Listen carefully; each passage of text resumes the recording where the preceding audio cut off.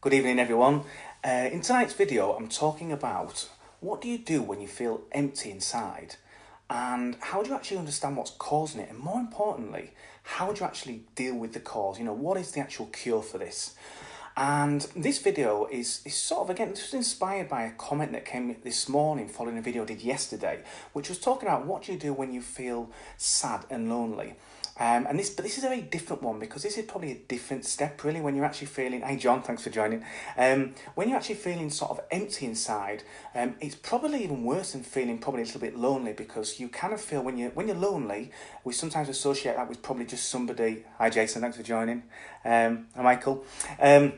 Is you probably, when you're actually feeling empty inside, it's actually a little bit more than just feeling lonely, because at least when it's lonely, we sort of attribute it to probably being with somebody, even though we can still feel lonely when we actually are with other people, but normally it's an easy one to deal with. So last night I was talking about flipping the thought and how you can actually focus on past, present and future experiences.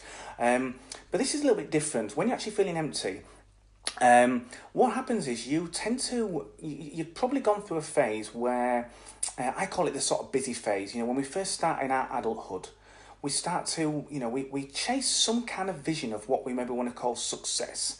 But if it comes down to it, if you were to boil it all down to one thing, what is the one thing we all want more of in life? It's not something we really try and define in any, try and get length of anything, but what we try to do is we all want more happiness, ultimately. And I'll come to this shortly, because actually that's not really what we want. There's actually something else that's far more important, and we sometimes get the two confused. But what happens is when we first start in adulthood and we're working, we tend to be so busy achieving something. So for me, I really valued status and wealth in the early years, and quite often the things that we pursue, we think that they were our choice. They think that it's our decision, but quite often we just followed our peers or what other people are doing. But what happens is, for me, it was status and wealth, and you work really, really hard, and 10, 15 years pass, and it's only when you get to the point where you think to yourself, this isn't actually giving me what I thought it was, even though you didn't really define what it was at the first place. You didn't start with the end in mind. For me, I just started working because I wanted to have nice things. Status and wealth was simple. I just wanted to climb the career ladder, get that status, get those titles, and have money to do nice things.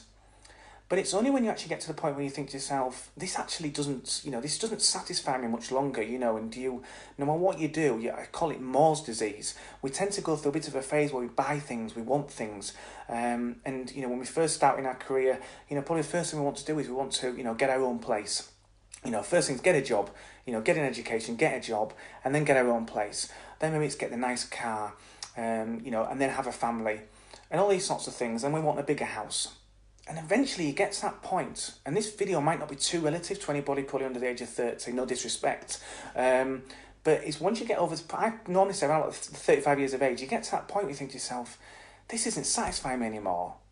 And there's actually quite a lot of wealthy people that sometimes spend the first half of their life trying to accumulate wealth because they thought that's what they really wanted, and the second half giving it away. And there's a reason for that, which I'll come to again in a minute, because it all comes back to the same thing that we confuse happiness with.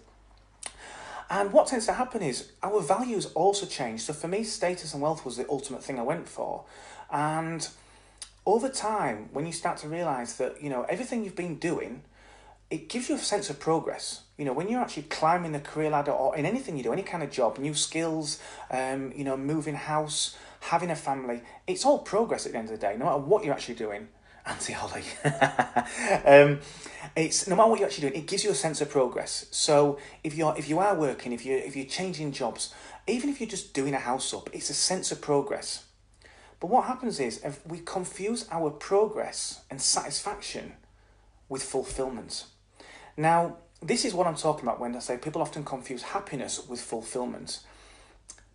One of the things that most parents will say to children when they're younger, and I spoke about this before, is that, and it's a really dangerous one, is that as long as they're happy. And I might sometimes say, what's your ultimate goal in life? What is the one thing you really want? And most time people think that's a really difficult question, because they think I'm asking about something that's external. They think I'm on about some end goal that you can get to. But I'm just talking about what is it, at the end of your life, what is the one thing you want to have felt the most of? And quite often they'll say happiness. The problem with happiness is it's not tangible. You can't put your finger on it, just like success is not tangible. You cannot get a trophy of happiness and have it for a lifetime. And so therefore, if you don't actually define what happiness means for you up front, which is exactly why so many of us start our adult life with absolutely no intent of what you're meant to do, we just think to ourselves, hi Siobhan, thanks for joining, is we have no idea of what we actually want in the first place. We just follow what our tracks are almost laid out for us. When we're younger, we've got so much imagination, we'll do anything. But once we start school, and I was watching The Secret Life of 5-year-olds tonight, and it's scary when you actually watch it, watch what's going on in classrooms, is how we're funneled in and sort of conditioned to conform. But in essence, our tracks are laid out for us. It's really, really easy. It's going on the education route, get a job, have a family, and do all the things that everyone else did before us. But no one ever taught us in school that it's inevitable that you're going to get to a point in your life where none of that is actually going to fulfill you. I'm not talking about make you happy, I'm talking about fulfilled. So coming back to that original question is, how do you actually know what's causing this emptiness inside? And the clue is in the word fulfillment. You feel fulfilled, fulfillment. But that's different to happiness. Happiness is a part of the ingredient. So I don't want to make this video too long. So what I'm going to do is, I think the easiest way to describe this is to use the analogy of baking a cake. But I'm not just about any cake. I'm talking about, a wedding cake. It looks absolutely stunning. Now, that wedding cake is the outcome. It's the output of a load of work that's gone into that. And that, not just the time and effort. I'm not just talking about the ingredients in the right quantity, in the right order, cooked for the right amount of time. I'm not just talking about that. I'm talking about every single thing that goes into making that cake is the outcome. It's the end product. And this is the same with fulfillment. There is no one thing you can do to be fulfilled. Just like there's no one thing you can do to be happy. I'm sure that if you, there's lots of things that we all do that make us happy, but that wouldn't mean that we could still do them every single day for the rest of our life and forget about every single thing else that's in our life. Do you know what I mean? It just wouldn't make us happy. Eventually we'd get bored of it. And the way fulfillment works is that there's a number of ingredients, and those ingredients are your values. But like I said, our values change over time. So mine was status and wealth, and I had a few others. And probably can't even remember what the other ones were back then because I was so focused by status and wealth, which is why I literally, did everything to get that as opposed to actually really understanding what, for me, what life is all about. And I don't think there's any denying that. I don't think any of us can get away with it, to be completely honest, of getting away from the fact that fulfillment is the ultimate goal. So how do you actually get to that point? Because that is the cure for not feeling empty. That is the cure for finding out why you feel low, why you feel empty inside, why you constantly feel like something's missing, no matter how much you achieve, no matter how much you get. If you've gone through that phase of working your ass off and feeling so satisfied in some respect, that is not fulfillment. Because when I quit my job a couple of years ago, I could have continued down the status and wealth path, and I could continue to still make progress. I was on a leadership programme. I was going to be one of the future leaders, a director of this company. We're a £300 million turnover company. So if I wanted satisfaction that came from making progress in my career, I could have done that. But I would never, ever have been fulfilled. So, and the reason for that was because my values changed. And what was great was I actually figured this out in terms of what my values were. But it's not just about what my values are, it's actually how do I meet them. So I'm not going to use the example of me, but what I will do is use an example of a client I had, and this was somebody I met at an event last year in America. This event cost us £5,000 for the week, which I'm not boasting about that. It's a little bit embarrassing, really, but I am still to this day obsessed with personal development. But the reason why I do these videos is because no one should have to pay that kind of money to improve your life. I think it's wrong, to be fair, and most of the time you come away with absolutely no idea how to implement what you've learned. So this is why I do these, and I actually figured this out for myself, and I spent 4 weeks writing it in a book, Happy and Wealthy, step-by-step guide to financial freedom, focus, fulfillment. And the reason why I did that was because I figured out that if you actually can work out what those ingredients are, what those values are, and then how to meet them on a consistent basis, and I ain't talking about balance. There's no such thing as ultimate balance in life. There's always going to be peaks and troughs. Life is like a roller coaster. There are going to be ups and downs, and there's going to be times when you may value your health so much. Probably when you get in for a wedding, or you're wanting to wear something, or just get in shape, or New Year's resolution, you're going to start to value health a hell of a lot more than other things you did probably even just 2 weeks before, especially when New Year's resolution comes up. So you'll never be in complete balance. But in order to feel fulfilled, in order to get the ultimate output that you want, you need to actually understand what those values are. So I met this lady a couple of years ago, and she'd had kids. they'd left home, and she was like, she'd had a really good career, and I think she was only 41 when I met her at the time, but she didn't feel fulfilled. And the great thing I want to do is acknowledge anybody that's got to this phase, because you may feel like it's a bit of a curse, and sometimes with awareness comes responsibility. But if you've got to that point where you're feeling to yourself, I do feel empty inside, you know, I do feel like something's missing, I don't know what it is, then I just want to acknowledge, appreciate and celebrate you've got to that point, because I'm not kidding you, awareness is always the first step to, I won't say change, but at least once we've got the awareness that things aren't working, we can do things a little differently. So it's not that you need to change. So I said to this lady, I said, what are you actually at this event for? Now, this was actually a business mastery event as opposed to one that was more personal development, but there was a lot of personal development in that. And I said to her, why are you actually here? She said, because I want to start a business. Now, she hadn't started the business before she'd got there. She'd paid $5,000 to be there. Now, she lived in America, so unlike me, she didn't have the travel costs. And unlike me, she didn't book her flights for the wrong day and have to spend 700 quid twice for the same flights. So don't come to me if you want to go travelling. But she spent £5,000 to be there, probably $6,000–7,000. But I said to her, why do you actually want to start a business? Well, because the kids have left home, I hate my job, I don't feel satisfied, and I just feel like it's the thing that I need to do. And I says, why? And she says, because, you know, I just feel like something's missing, and I feel like that's going to fill the gap. And I says, why? Anyway, I had about half an hour with her and I asked her a few questions. By the end of it, she realised starting a business was probably the last thing she needed to do at that moment in time. Because what she'd done was she didn't understand her values, and more importantly, she didn't know how to meet them. And the reason why she was feeling so empty was because, one, she didn't know what her values were. But when we start to work them out, if fulfillment is the ultimate goal that we all want, and from that comes happiness and joy, and you look at, say, just 6 values, for example, she valued health, she valued her family, she valued wealth, she valued contribution, like me. She wanted to help people, she wanted to give something back, which a lot of people do when they get to that point where they go, do you know what, I'm sick of making somebody else's life better. Not only want to make mine better, I want to make other people's better, because it feels really good. You know, doing these videos and helping people is probably the most selfish thing I could do, because it makes me feel good. And I'm happy to admit that, you know, and hopefully other people benefit in the process. It's not just all about me. But when we actually looked at what her values were, we defined them. And this doesn't need to take that long, but it doesn't work if you don't actually do this exercise. You know, you can listen to these videos all day long, but if you never actually implement anything that you learn from any kind of resource, you'll never get the results. But when we looked at actually her values and we defined what they were, typically just 6, working on 6, so it's not overcomplicated, she, like me, and like anybody else I've ever worked with, fulfillment is always going to be the output one. It's not necessarily something you can go, that I value fulfillment. Fulfillment comes from actually meeting the other values. And when we looked at how she was meeting all her values, and we scored them on a scale of 1 to 10, her health was probably 9 or 10. She was a fitness instructor in her spare time, and that's what she wanted to do for a living. But when we looked at everything else, the scores were really low. She'd not making any progress. For me was growth. I love learning. I'm obsessed. If I'm not learning, if I'm not reading a book, if I'm not doing a new training course or just learning something new every single day, even if it's just 10-15 minutes, I do feel a bit low. So I regularly score my values. And don't be put off by this. This is not a hard thing to do. And if you're at the point in your life where you feel miserable, you've been putting up with so long, hopefully you've got to that point where you're actually willing to do something about it. It's not a painful exercise. It's not hard. But when we looked at everything and we looked at all her scores, there was no wonder she wasn't fulfilled, because although one thing was a 9, everything else was a 3 or 4. And when we actually looked at her fulfillment score at the end, it was probably about 1 or 2. And instantly she did this, and this works so well when you actually write it down. It doesn't work when you're in your head.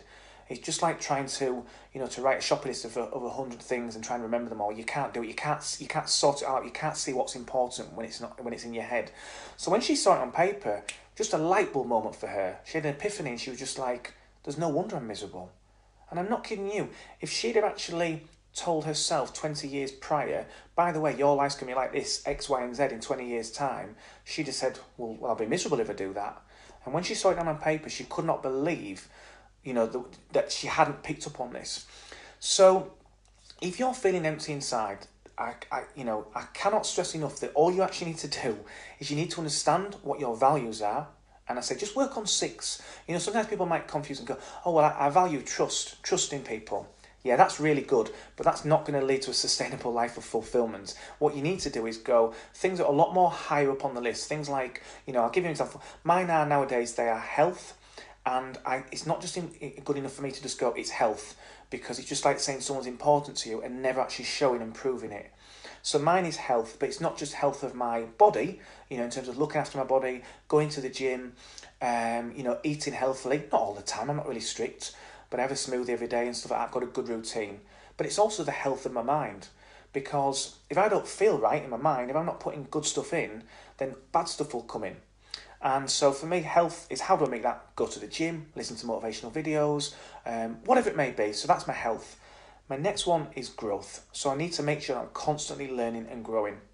That could also be, in some respect, making progress. I need to be making some kind of progress in my life at any one time.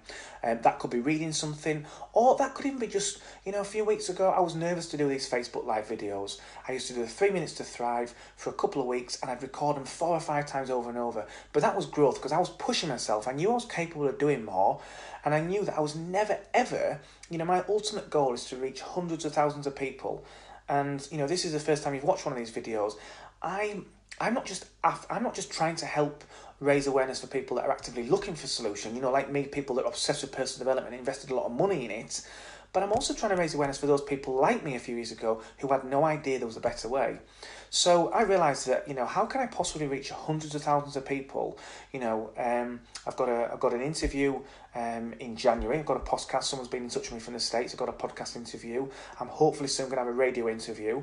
Next year, I'm hoping to get a TV interview. But how can I do that if I'm not even willing to be on Facebook Lives? So, I started that. So that for me was growth. So it's a number of ways. How can I meet that value? And then I have contribution. If I'm not impacting or making somebody's life better every single day, then again, I don't feel great. And there's times when I can't always do it.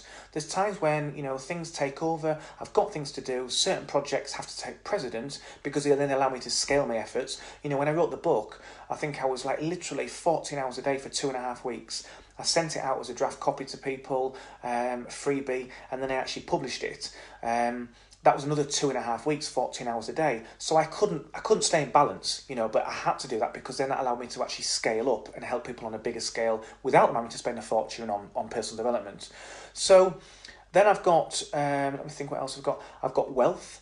If ever you find yourself saying, I'm not materialistic, or you feel like someone would judge you if you said you were, don't think like that. Because at the end of the day, unless you've given all your worldly belongings away and you sit on a hill from Sunday to Monday, Monday to Sunday even, that's probably better, 7 days, and you're meditating and you've given all your worldly belongings away to people that actually need that a lot more than you, you're materialistic. There's nothing wrong with that. We're all materialistic in some way or another. It's not a bad thing, so don't feel guilty about that. So for me, it's wealth because I want to have nice experiences. I want to be able to treat the people in my life I care about. But also I want wealth because I have a charity that I wanted to set up next year, which I have a Facebook page for, which is to raise the awareness of hostility between parents so that children aren't affected during breakups. Now, if I don't earn money, this is why I do this, what I do now for a living. If I don't have money, then I can't impact people on a bigger scale. If I don't earn money, I can't put on events, local events, bigger events, which are going to cost me money to initially organise without that. So often we think of wealth as a really bad thing. It's not bad. You can do good things with it, or you can do bad things with it. So for me, it's tied to contribution, so therefore I need wealth. And ultimately, all those things, by meeting those values on a consistent basis, and constantly, whenever I feel a bit low, I'll look at them and I'll assess them. And sometimes I might find that one's a lot lower than the other. And I look at my fulfillment score, and there's no wonder. So what I have to do is I can just fine-tune and adjust it. So I'm not going to go on any longer now because I don't want to make this video too long. But what I will say to you is, if you are really ready to actually work out what this is, if you're feeling so low inside and you constantly feel like something is missing, which to be honest here, I don't think I've spoken to anybody that's over the age of 33, 34 in the past couple of years that hasn't had some feeling like that. The sad thing is most people don't do anything about it. I didn't realise I was stuck a few years ago. I had absolutely no idea there's another way. And most of the time we can stare at the wall all day long, but all that will happen is it'll get bigger and bigger. But when you take a step back, you'd often see what's on the other side of the wall, and there's often a little opening you can just walk through. There's things there to help you. There's tools, there's resources. So what I want to do tonight is just offer you, this isn't a way to plug my book. That's why I haven't put much advertisements on there. It's on Amazon if anybody wants it. But specifically, I talk about this thing in the book Happy and Wealthy. And what it's actually on is, it's step 5. And I'll just literally read this short section out for you. And it's called Discovering What You Really Need. What you want and what you need are not equal. If you base the decisions that will impact your future on what you want, you will drift through life experiencing discontent and dissatisfaction. True fulfillment comes from knowing what you need, because only then can you discover what you truly want. It may be that in the past you've gone for material things, you've maybe wanted more children, you've wanted to move house, because it gives you a sense of progress. But in the long term, it's never going to give you a sense of fulfillment. Satisfaction and progress are two very different things. So it's okay to want those external things. It's okay to want those material things. But just question to yourself, does it fit in with my values long term? And if it's going to sacrifice values in the short term for a longer term gain, then maybe it's the right decision for you. But don't base the decisions based on what you think you want right now, which is the emotional side of you, if you don't actually know what it is you really need.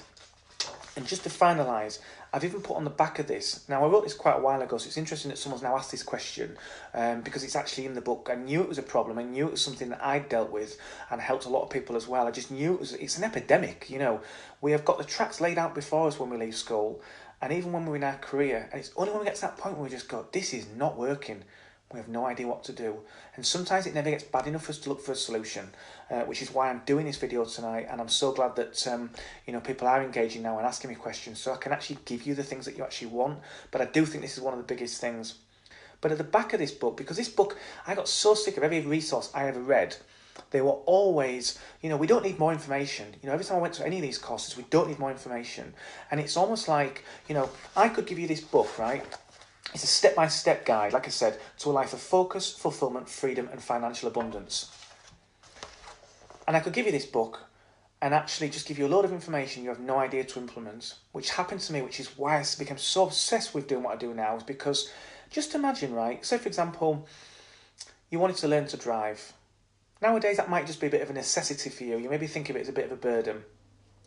But just imagine, right, someone's going to teach you how to drive, but they were only going to teach you by actually being in a room for maybe 3 to 5 days. There was going to be an expert teaching you, so you had the confidence. Someone was going to give you everything you needed to know to be able to learn to drive. But all you got was a little bit of theory, a very, very small amount of theory. There was no practical, you were sat in a room. But then on the Monday, someone said to you, right, I want you to go out, take a car and take it straight onto the motorway at 70 miles an hour. Would you be able to do it? You wouldn't be confident, you wouldn't know what to do, you wouldn't know if what you were doing was right, you wouldn't know if it feels right, and you'd probably be scared out of your mind. And what happens is, most of the time with personal development, is there's so much information out there, but there's no implementation whatsoever. So in my book, what I've actually done is every single step has an action at the back of it. It takes maybe 15 minutes at the most, and the values one is probably the most important one. That one might take you a little bit longer, maybe an hour, but it's well worth it, and it's something you can do forever. And once you're actually aware of it, it's not something you need to do every single week, every single month. You can just do it whenever you feel like something's missing, something's lacking. Because quite often, it's not one thing that's missing, it's a number of things. It's probably your values are not being met, but more importantly, you don't know how to meet those values. You need to specifically define how you meet them. For me, for contribution, I've got to be helping someone every day. For wealth, I need to be actually earning money so that I can actually enjoy the experiences and do the things that I love to do and help scale up so I can help people on a bigger scale. But at the back of the book, at the back of this particular exercise, I've actually got a section which says, feeling low, sad, depressed and lonely. Quick tip for an instant boost in the way you feel. And I go into just a small page there which talks just all about that, what you can actually do. And it's so effective. The page before, so if anybody wants this, please don't hesitate to get in touch, because it's so simple. It's just a case of taking the time to implement what you've learned. Now, if you've got any questions or any comments, please don't hesitate to put them on this video, because if I don't get back to you tonight, I'll certainly do it tomorrow. And if you've got any other topics you want me to cover, but what I will say is, everything that I'm giving on these videos, it doesn't work if you don't implement them. And I'll be honest with you, if it's not painful enough, if it hasn't got to that point where you're ready to raise your standard and do something about it, you will continue to feel the same feelings. And quite often, it's not what we don't know that keeps us in suffering, it's what we do know and we do nothing with it. I hope this has been helpful, and if you know anybody at all that would benefit from watching this, please feel free to share it, honestly, and any likes, comments, I love that. You know, it helps me on Facebook because it helps people to actually see more of this. You know, Facebook nowadays tends to block a lot of our content, so the more people that see it, the more people like it and share it, the more people are going to get a chance to see it. So thanks so much for watching, guys. I hope this hasn't been too boring and it's been informal. That is how you deal with feeling empty inside and actually figuring out what the cure is. And this works for honestly long term. But if you're not, you know, anyway, I'll shut up. That's it. Have a great evening, guys, and I look forward to sharing more with you tomorrow. Take care. Cheers.